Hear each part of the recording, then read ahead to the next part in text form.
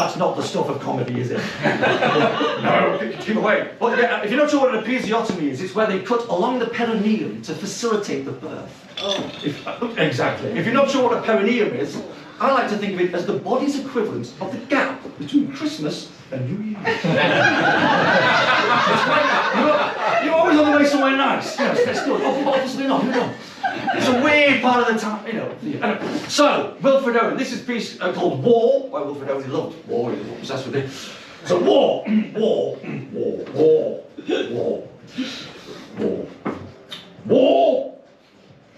The great stiffener of men.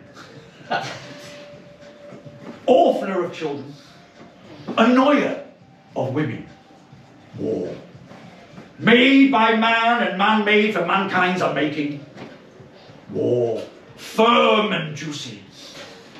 Big, round and thick. Sides rubbing, aching, blister and burst. The fluid of lost lives.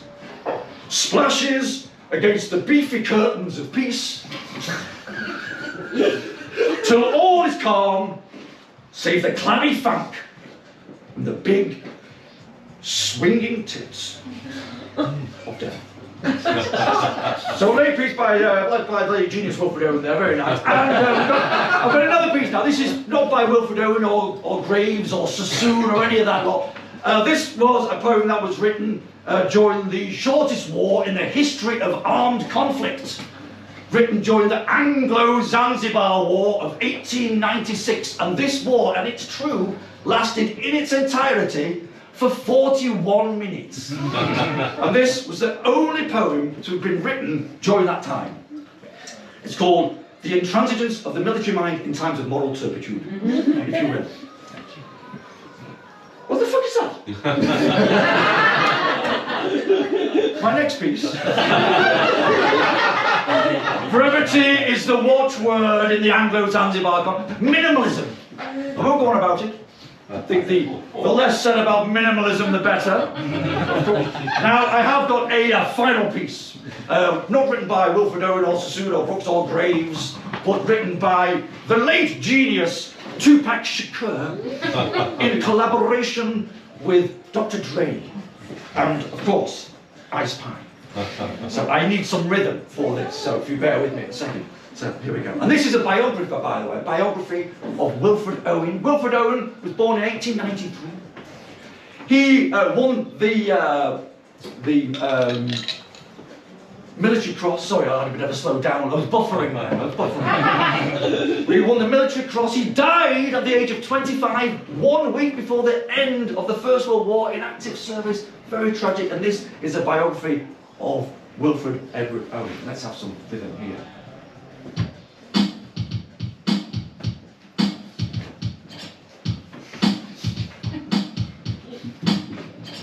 This is Second Lieutenant Owen W.E. I've got a military cross, so arm your MC. I thought at John Corps, Sombre and the song, but now I'm shooting rhymes because I haven't got a gun. I picked up the mic, there's no need to fight. We get on just fine if we weren't so alike. We're on the same side, but I'm a lyrical defector.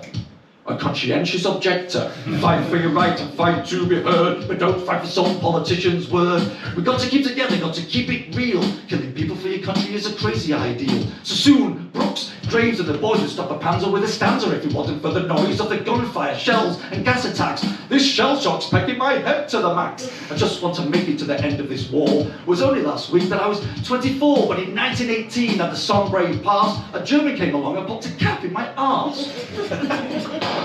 What a bitch. So on Armistice Day at the end of the war, my parents were shocked by a knock at the door. A military official took the cap from his head and told my mum and dad that their son was dead. I'm sorry, I don't mean to steal your joy, but that's how it ended for this Shropshire boy. 7 more days and I'd have made it through.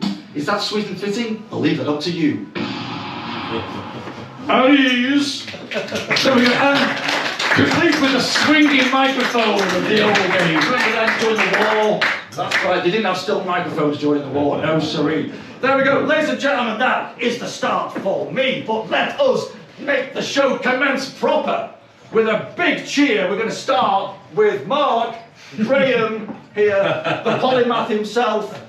So you can start the clap. It's going to undulate its way around, and then it's going to go zigzagging and end up with Maria's husband, who is called Jack. So it's going to end up from Mark to Jack. That's the plan. Okay, so Mark, start the clapping. Let's go around.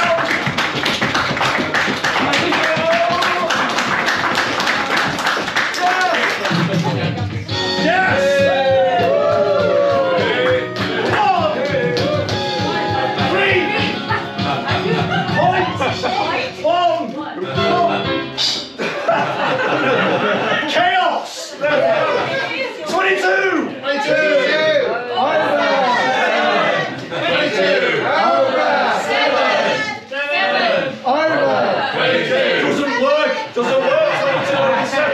You're going to fail your geometry exams if you're doing it that way.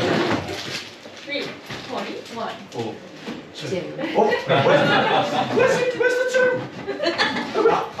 Pie has crumbled! The pie has crumbled! Ladies, bouncers up. How many pie pods can we get in? 4. That's how many we can get in. Ladies and gentlemen, are you enjoying the show so far? Yay. Did you enjoy the interval? Oh, yes. How did it compare to the first half?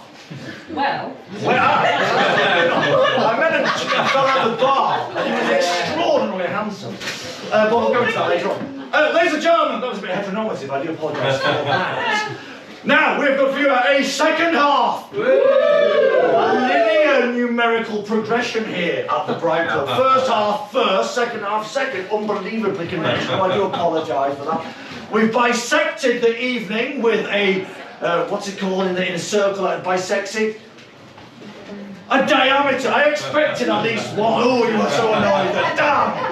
And it is.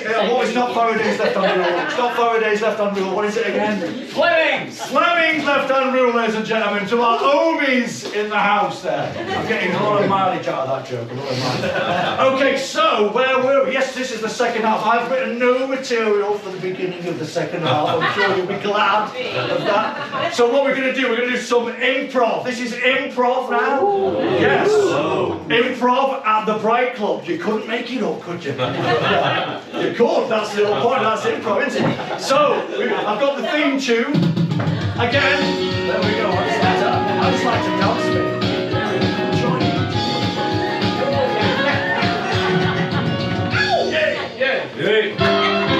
Yes, always.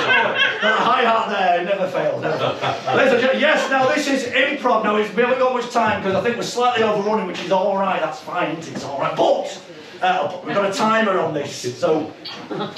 Oh, it's like being at your grand's, isn't it? Oh, there we go. Would you like a beef sandwich? No.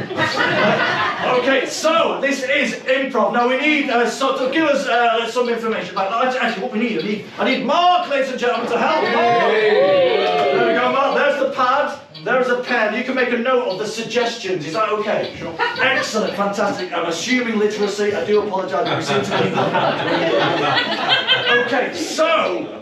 Improv. Now we want to get some material from the audience so that we can fashion this into some kind of like vignette. So let's give us an animal of some kind. Anyone give us an animal? A panda. Anything else? Any guys with a panda? A giraffe. Pelican. A pelican. Ooh. A sloth. That's nice. Let's go for the sloth. Okay, we've got sloth. Oh, how many? Do you know what I'm overwhelmed with choice. I think we'll go for sloth. It's a lot of comic mileage in a sloth. Okay, next we'll go for a car, some kind of car. Maybe a Nissan Note or something, which is the academic choice. Nissan Micra. A Nissan Micra there. Anything else I need right? Mercedes. A Kia Sportage. I love the specificity of that. That's esoteric. That's just what the Bright Club means. So we've got a Kia Sportage. I know you've got 2 already. Let's just see what this lady says and we'll write it down.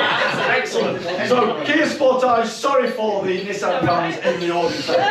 Okay, because this is Bright Club, we've got to mix it up. So, okay, all we need now is an inert gas. Any inert gas, anybody? Chlorine.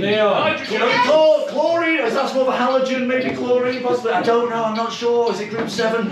Oh, what was Nitrogen? Nitrogen? Oh, did someone say neon? Neon. Let's go for Neon. I'm a big Xenon fan. I'm a Xenon fan. I through and through always. But we'll go for Neon. Neon there, Mark. Thank you. Okay, so we're mixing it up because it's Bright Club and it's very esoteric and very, you know, intelligent. I think we should have any Latvian feminist. So just think of any Latvian feminist. So just free your mind, anybody? Come on, Bright Club. Barbara. Barbara, the Latvian feminist. Is that true? Not a space Uranus or anything like that. No, it's actually Barbara. Barbara. I'll burn you, Barbara. There you go. We're making this happening now. The improv has begun. It's emerged out of the firmament. It's unbelievable. Barbara, the Latvian feminist. Okay, any Czech cubist now? And just free your mind, Czech George Brack, somebody said at the back there, he's French. French doesn't count, it's got to be Czech. Jeffrey, okay, not Josef Kopek. Yeah. Josef Kopek, our Czech cubist, Josef Kopek, fantastic. This is what Bright Club's all about, isn't it? Okay, next up, this is a dead easy one, keep it simple. Any 5-digit prime number, just go for it. Any offers there? Let's just go for 33,111. Let's just do that. 33,111. That'll do. And finally, we will simplify it. I think we should have any letter in the Sanskrit alphabet. So any offers, 54 letters to choose from. Any offers on that? Should we leave that? We'll leave that as it is. So what have we got so far then, Mark? We've got Sloth, Kia Sportage, Neon, Barbara, Joseph Kopek, 33111. Wow, that's a good mix, isn't it? Now, this is it. Now, I need somebody to help because I can't do the improv on my own. So, what's your name, sir? Kevin, give a round of applause for Kevin. Okay, Kevin, so you've heard the list. It's dead simple. It's really all we have to do. I say something, you say something back, we integrate what's in the list, it becomes comedy gold, everyone falls about that. Are we ready for this? Okay, so we're ready. So after 3, what? And it's up against the clock, remember, so we don't want to run out of time. So 1, 2, 3, and oh! We're out of time, ladies and gentlemen. Sorry, Kevin. We didn't even get a chance. To cite the Joseph Kopek gags that he's been storing with all his life, those Czech cubist jokes, you know, wow, unbelievable. There we go, so I will now move, again as always, into my ice pie phase. I turned it round then, if it makes any difference whatsoever. I will now recite one little song before we go into our first act of the second half. And it's actually a very sad song because one of the acts couldn't make it tonight because they fell ill. Oh, indeed, they fell into a stupor because they had some kind of infection. It wasn't COVID, it was an infection. Then they went into a coma. Oh. Yeah, and they had a fractured limb, they'd hurt their arm, they got infected as well, they had splints. Oh. And then they got broke out in a rash and they ended up with eczema. Same person. And of course, because they'd been in a coma and they're stupid and so on, and they had halitosis. Oh my goodness. So it's a really terrible time for this individual. That stupor, coma, fractured limb splints, eczema, halitosis. So stupid, coma, fractured limb splints, halitosis. We're told that you have the GP for a 2-second diagnosis. I don't know, should I leave it there or should I keep going? Should I go? Should I start it? Okay, should we leave it there? Let's leave it there. That's it. It's quiet, it's got a socialist kind of bent, but it's a bit of an attack on private healthcare in the middle, actually. When I go, B-U-P-A, you've got that all that. I think we're running out of time. Ladies and gentlemen, you're a great audience, you're an erudite audience. 22 over 7. 22. Excellent. 7. Oh, this is it. A bit of a heart back to Strictly Come Dancing there as well. So we're going to high and low culture all there. We're not judging.